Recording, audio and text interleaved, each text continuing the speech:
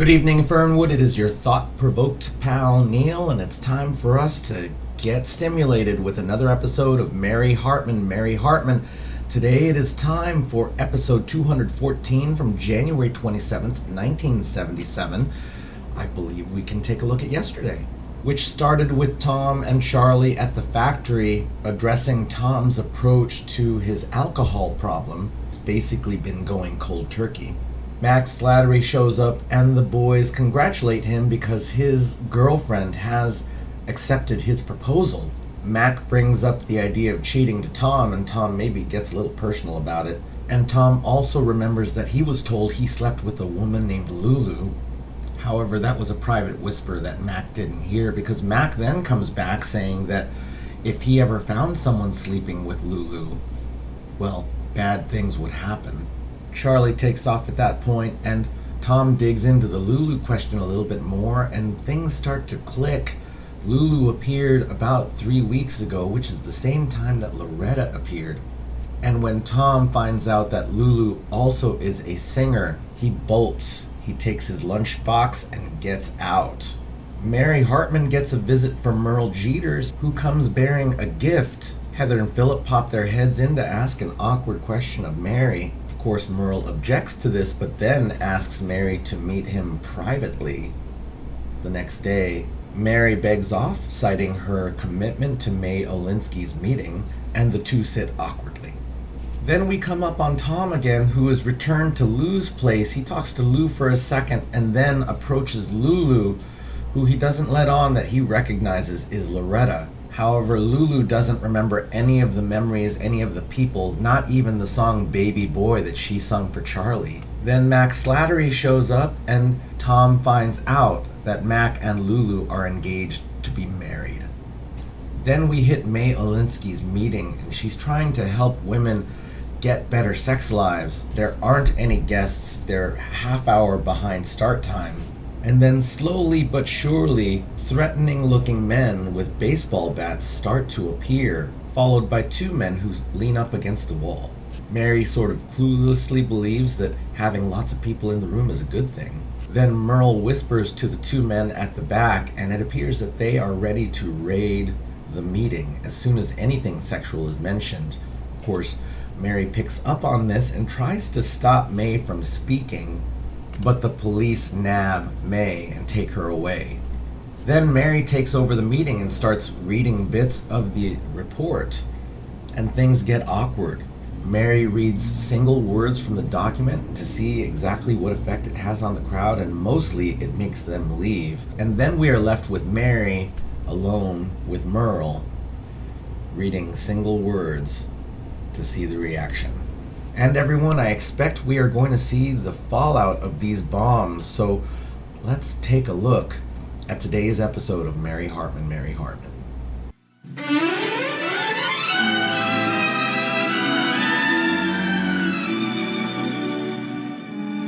Mary Hartman!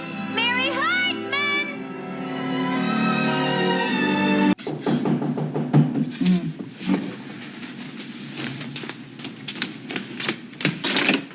Mrs. Hartman? Mr. Hartman, I'm Nat Dearborn. I want to talk to you, too, about Mrs. Pat Gimble, the accused Christmas tree murderess. Oh, yeah. Would you like a sip of this? No, thank you. Oh. I represent her, and I sure would like to save her from crying in the electric chair. Yeah, sit down. I saw an execution once, and it's not a pretty sight, believe me. Boy. Well, listen, we'll do anything that we can to help. Good. Now, about your allegation that Pat is a battered wife.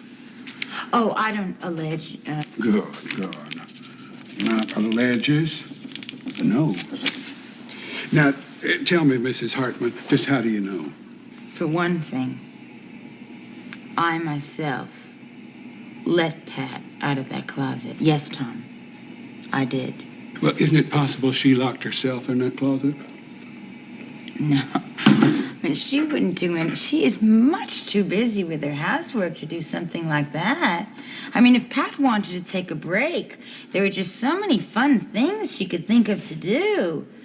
I mean, don't you realize that? This woman is filled with imagination. She could watch Search for Tomorrow. But isn't it just possible that Pat bruised herself, locked herself in that closet, sat by herself in her living room screaming and yelling? That she herself broke her furniture and battered her own walls and bloodied her own face, all by herself without any assistance from anybody whatsoever, let alone Garth Gimble, man of fine, upstanding character, both here and elsewhere. I'm acting as devil's advocate here. No, I don't think so. I think that is a very good question, and I think it deserves a very good answer. Now, why would she do that? Yeah. Maybe if she wanted a little attention. And you must see, if she were planning to kill this man, a very clever way of averting suspicion from herself would be to defame her husband, spread the word around that he's a wife beater. Very pretty scheme. Huh. That's very interesting. Anyway, Mrs. Hartman, did you ever actually see Garth strike her? No, but he was anybody's fool. I mean, he was the kind of person that made it look wonderful in public. That's not looking good. Oh, wait. Hold on here. I mean, something's wrong here because we all know what was going on in that house. I mean, why can't you figure something out? Well, like I said, we had no solid proof. Nobody ever seems to have seen her hit, except possibly her traumatized adolescent son, and he's meaningless in court. And there's no record of any hospitalization. That's what would have clinched it for us. Mm-hmm. But as things stand, I feel very despondent about the whole situation. It's worse than ever.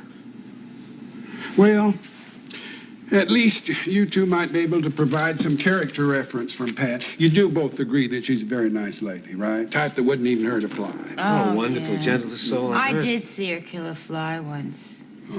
Well, that's good. And of course, she never did say anything about wanting to kill her husband. At least we've got that. Wait a minute, Mary, what is it? What is it?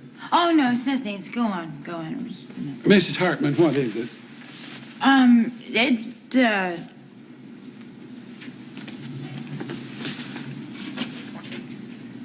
Once. No, it's just once, and it was just, kidding. But I really mean kidding. I mean, you never heard such innocent, funny kidding in all your life. And I'm telling you, if you would have been there, I mean, you would never have laughed so hard. But once, just once, she did mention killing Garth.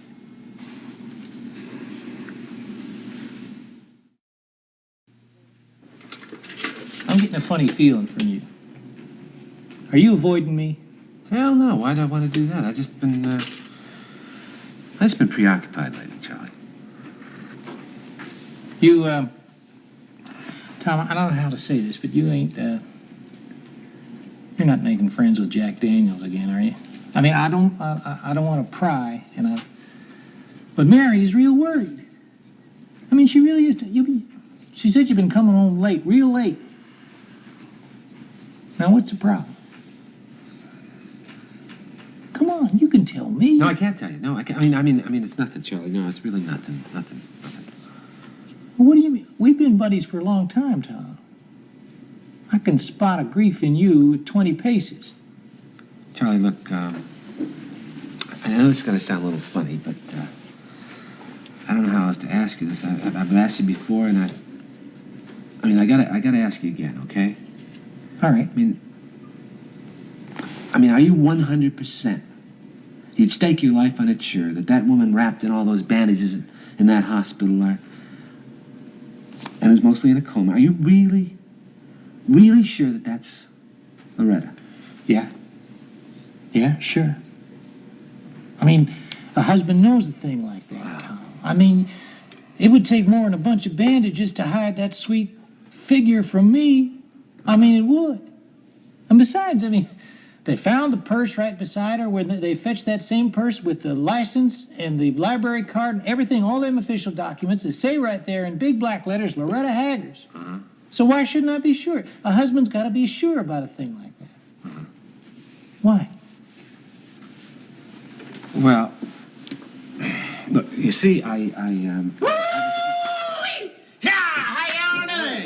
Hey, man. Hey, what's happening, Charlie? Hey, Thomas. Hey, man. Hey, man, you grinning from ear to ear. You look like some overfed tomcat or something like that. Yeah, that's just about how good I feel, too. You know, I've been moping around here trying to decide whether or not I ought to marry Lulu, whether it's the best idea in the whole wide world or not. Yeah. Well, I thunk it over, and I decided. I mean, I'm happy. So what does it matter? I'm about the happiest man in the whole wide world. Hey, that is fantastic, fella. That is great. That is great. Isn't that great, Tom? Oh, yeah, that's great, Matt. Great. Yeah, listen, I got to go do me some roof shopping right now. But, listen, I'd appreciate if you two would, come to the ceremonies. I'll give you details later on. You bet. All right. Hey, what the hell about us? What do we got, halitosis or something? Yeah, but I'm gonna let you come anyway. Honey, I'm going to have to take you back to your cell soon. Hi, Pat. How are you? So nice to see you again. Wanda, did that husband of yours have you busted too? No. No, I just came because I have to talk to you. Why don't if you excuse me and why don't I just practice my solitaire? Okay. Well, do you want to sit down? Oh, yeah, sure. Look, May, I can only stay for a few seconds. I have a million things to do, but, well, I came to tell you that you're here for a reason. Now, just like Joan of Arc was arrested and burned at the stake for a cause, now, May, you must try to think of yourself as Fernwood's Joan of Arc. Now, if you're interned here for any length of time, you'll be a veritable martyr, a symbol of sexual liberation for women everywhere. Wanda, I want out. You're not suggesting that I stay here, are you? Well, politically speaking, I do think that we ought to try and milk this jail experience for everything it's worth. Wanda, you are off your rocker, politically speaking and otherwise. Anyway, you don't give a damn about the Alinsky report. You're only interested in your own political ambitions. Ever since you've gotten involved in my project, why, this whole town has gone wild over something that shouldn't be an issue at all. Don't be naive, May. This is the biggest thing to hit Fernwood in years. Well, it shouldn't be. It's just information that women should read and think about and then take home to discuss with their husbands or whatever. And then together, as a couple, work out a new approach to their sexual problems. May, you are toting around a giant stick of dynamite and you don't even know it. Look, all it's going to take is a match at the right moment and then boom. But this is going to be the biggest thing to hit the whole country in years. All right, come on in this way. We'll just run it. Hi there, that's right. Hello. Good afternoon, ladies. Hi, Wanda. Good to see you. Well, I've been given special permission to do a live segment for our nightly news right here in the Fernwood jail. How about that, huh? No. That's right. Okay, good. That's what we're going to do. Oh, honey, you're going to have to move from there or they're going to be looking at you instead of me. So why don't you just split ski into here ski? That's great. That's real good. Thank you. Got it covered. Oh, this is it. We're on our way, May. Look, Channel 6 is sending a remote unit to set our fuse. Oh, my God, I had no idea it would happen this soon. May, they're going to be here interviewing you live tonight. Don't you understand? Well, this is your chance to rally all the women of Fernwood around you once and for all. You're going to go down as one of the great women in history. But police brutality, confiscation, freedom of the press, and now the big one. Join hands, sisters. Sister with sister. And demand your sexual rights. Fernwood jail. Or else what, Wanda? This is Clete Or else we boycott the bedrooms. Hi, I'm Clete Meisenheimer. Don't you want to televise Mrs. Gimbel's plight, Clete? You see, May, that's another story, and here's why. What I'd like to do is I'd like to wait until that drama gets a little heavier, as it were, until Mrs. Gimbel is either executed or sentenced. I think that'll have a little more emotional appeal for our viewers. You catch my drift? I understand completely, Mr. Meisenheimer. I'm not pushy. Gee, that's great. Why don't you call me and we'll have lunch? 5 seconds. All right, you all set? Here we go. Now, don't blow this. We're live. Hi, I'm Clete Meisenheimer, and here's where it's at. Tonight, we have a rare opportunity to peek inside the Fernwood Detention Center.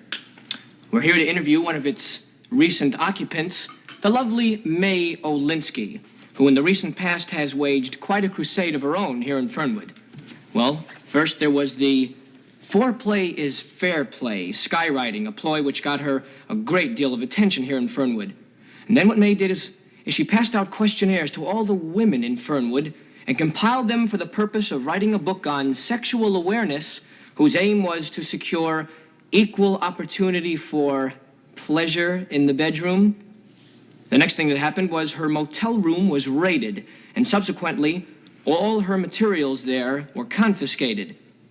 And finally, at a town meeting here in Fernwood, May was addressing the public on the question of female sexuality, and at that time was taken into police custody, busted, as it were, and even now, she is here on her knees, still incarcerated in the Fernwood Slammer. Well, our objective tonight was to invite May Olinsky to speak with you, our viewing audience, and share with you her side of the story. So with no further ado, I'd like to welcome May Olinsky to share her views with you. May, welcome. Thank you. Please. Hello, everyone. I'm May Olinsky. I'm very happy for this chance to hopefully undo some serious damage. I want you all to know that I came back to Fernwood with only one purpose: to increase people's pleasure. I had no thought ever of upsetting anyone, but I realize that I have. I made the mistake of trying to do two things at once: an awareness campaign and a research project. Well, I want everyone to know that the campaigning is over now. No more foreplay is fair play propaganda. But you see, I just wanted to increase communication between men and women, not destroy it. I wanted to increase awareness, not anger people so that they close themselves off. But I managed to alienate half of Fernwood, and so I'm going to leave Fernwood forever. I'll go on to another town and start my project anew, learning from the mistakes that I made here. Thank you. Thank you very much, May. But before I go, there's one last thing I want to say. Like it or not, the sexual act seems almost as if it was designed by men exclusively for the pleasure of men. Now, I know we can't blame Detroit for that faulty design, but the fact remains that men and women are built so that the most important part of their bodies never really get together. What a brave woman she is, don't you think? More like crazy, if you ask me. I mean, she can't say those things on television. I don't see any point to it at all. I mean, we've been just fine for 14 years, right? Haven't we? Well, haven't we? Hey, wait a minute. But that woman's selling me down the river. Well, she's going to pick up and move her campaign somewhere else. Now, just where in the hell does that leave me? Oh, sweetheart, I wish you could hear what May Olinsky's talking about. Because if I understand her correctly, you got a husband who's always practiced what she's been preaching. You'd be so proud of me. For God's sakes, Martha, turn that crap off. We're going to miss 1 million BC on Channel 13. George, that's May Olinsky. I know who it is. There's only one dame in town who'd spread around that Nazi smut. You know what I'd like to see? Victor Mature treating Carol Lannis the way women are used to being treated. George, I just wish you would listen to May Olinsky and learn something. I think you owe it to her. You know what? I think you owe our sex life more than the 6 minutes that you devote to it every once in a while. Martha, keep your mouth down. Are you insinuating that I only spend 6 minutes making sex? No. Well, that's better. It's 6 minutes from the time you say, Martha, turn off the TV, lock the door, come to bed, I'm in the mood. That May Olinsky is brilliant. There's more to making love than meets the youthful eye.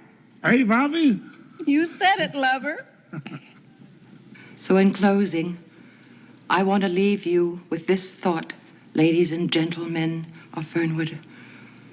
All this anger, all this commotion, all this mystery has to do with one little piece of information you may not know, but you will now. Oh my God. She's really gonna say it. You ready for the bombshell, darling? She's about to mention what you have to do for a woman that's never been mentioned on Fernwood television. What's that? What you've been trying to keep her from mentioning for 3 weeks now. Honey, it's a shame your ears are bandaged because you're about to hear something you never heard before on TV. Camptown ladies, sing this song, doo-da, doo-da. Camptown singers, sing this song, doo-da, doo-da Oh, day. George, now I want you to listen to her. Put your hand down and listen to her. It's important. Well, Raymond, she's actually going to tell the world how to make a woman happy on television. It's about time. The woman has been overlooked with regard as to what gives her pleasure during the sexual act. Men come out the winner, women the also-rans. And that's because the most important part of the woman's body has been overlooked. Now, all anyone has to know, in order for a woman to have every bit of pleasure that a man has out of sex, is this simple, easy little procedure.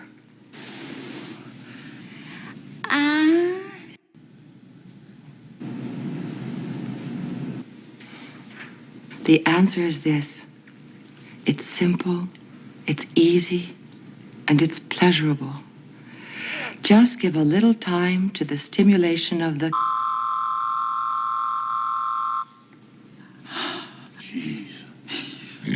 Can it be?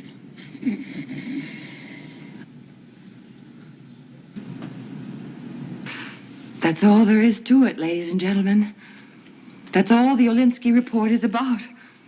That's all I've been trying to say for these long last 3 weeks. And that's terrific, May. Thank you very much. That's really... You're welcome. Hi. Well, wow, huh? Yeah, listen, ladies and gentlemen, that bleep that you just heard was from our producer who didn't think that it was the right thing to do to say that word on television. But you know, I'll tell you something, in all honesty, I think it would be perfect taste for me to say. I mean, after all, I'm an objective, unemotional member of the Fourth Estate. And that area of the woman's body of which Ms. Olinsky spoke, that sensitive area which is key to the stimulation of the woman's sexual fulfillment, is the same area that's located in the vicinity of the... Well, this is Clete Meisenheimer saying, I may not have a job tomorrow, but if I do, I'll see you at 6. Ciao for now.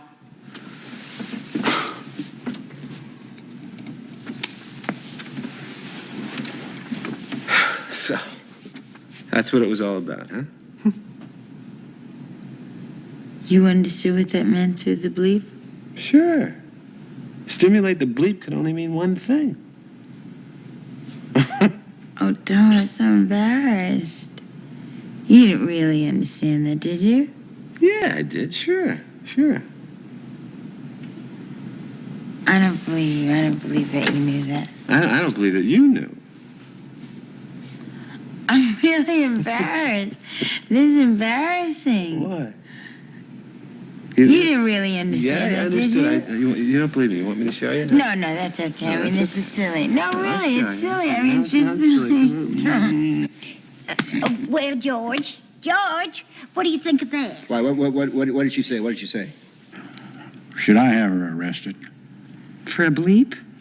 Besides, you already did. She's in jail, remember?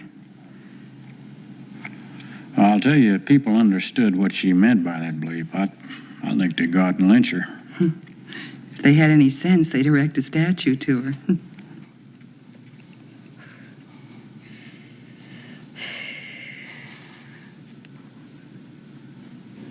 I hope you were listening, Fernwood. This is May Olinsky signing off from the Fernwood jail, wishing you all a good night. I don't know if I can express exactly how full my heart feels right now. I just adored that. And not that my opinions of the show are what we're talking about, right? Like, I just feel good. It was a beautifully crafted episode with some weirdness in it, and I'm thankful that I got to see that.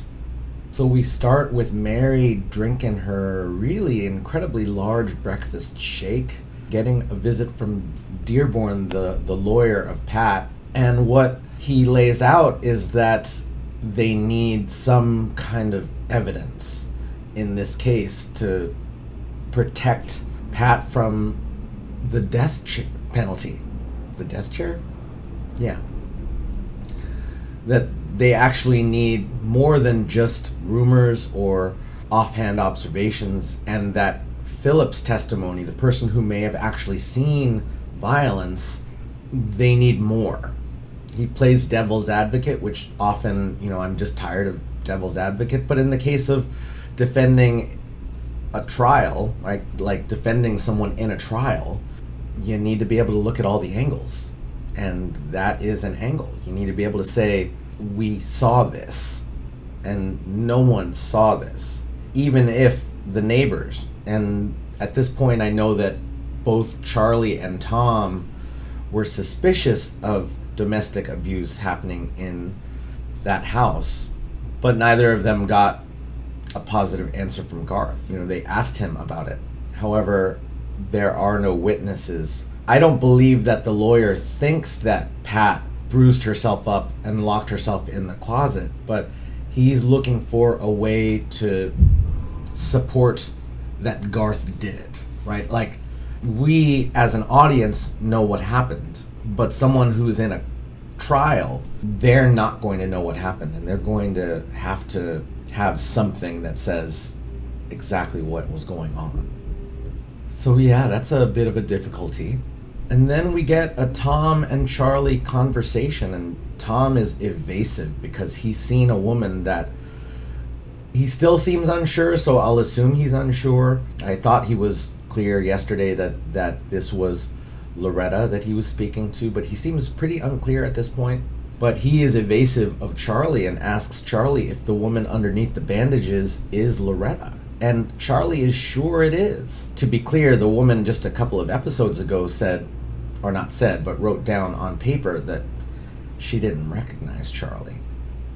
And then we open up to the bigger break room, and more of the fellas are there, and Max Slattery shows up, and there's gonna be a wedding, and also everyone is invited. And then we're at the jail with Wanda visiting, and I love how Patty, suspected murderer, is sitting in the hallway just playing solitaire. However, Wanda and May get together, and May realizes that she is being put forward as the sacrificial lamb and criticizes Wanda for her ambition. I maybe didn't think about the ambition part of it, right? So I guess we will see where Wanda becomes more power hungry. We'll see, because it looks like this storyline is over. However, May and Wanda aren't on the same page. So then we get Clayton Eisenheimer, who, is oddly a favorite of mine. And for me, I get tickled every time he starts a news broadcast with the word hi. Because broadcasters never say hi. And he says it every time. You skip to the I'm Clayton Eisenheimer. That's how it would happen if it were a real news broadcast.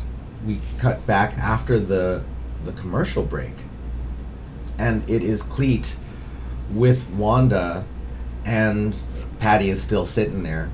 I love that Patty's a witness to this. And this genius stroke, it took me a second to realize that what was happening with the bedrooms, because we start with Mary and Tom in their bedroom with the black background behind them, and that's not what their bedroom looks like. We know that if we've seen the show. But then we see like 5 or 6 other bedrooms all with that black background, and I have to say, That is a genius way of dealing with the fact that they don't have 6 actual bedrooms with different decor, that you just put them in their beds as though they're floating in space. But I loved that. And that the women in those beds were asking their husbands to listen, to just hear it. May makes very clear that, well, she just wants to improve people's lives. She's not trying to cause the fight that Wanda wants. And that all we need to do to increase sexual pleasure is to stimulate the which I don't think it's quite as simple as that. That's one thing. Conversation since the 1970s has definitely come a little ways, and, well, also the could be literally anything. And I love that, in a way, it means you get to explore together if you have a mystery. And if that's all that the complaining was about, was just that one word. And I also love that Clete Meisenheimer comes in and says that it's near the area of the... You know, to me it was lovely to see all of the different couples of Fernwood, including a non-couple, which would be Charlie and the woman in the bandages. Barbie and Grandpa Larkin in bed was just a delight. We barely knew Barbie other than her Life magazine obsession. I'm just glad to have Grandpa Larkin just having fun. Well, it's just nice that there's some mutual reciprocation and some pleasures going on there. That was delightful. And May, thank you for your mission. I hope that you achieved some of the things that you were trying to get across. I won't say that the entire world is more knowledgeable about this than they were, but I would say that there is a large contingent of people who have better sexual understandings now than they did in the 1970s. And maybe we're a bit more open, we're a bit more ready to talk about it. And it's 45 years later, so one would hope we were. I feel like there's still some people who are kind of ignorant, but there we are. That, I adored that. So everyone, thank you so much for watching with me. I want to hear your responses to this one, because I have a lot to say about it, and I just want to bounce that stuff off you, maybe hear what you've got to bounce back at me. So, yeah, you know what you're doing. Thank you so much for being you, and we will see you tomorrow night in Fernwood.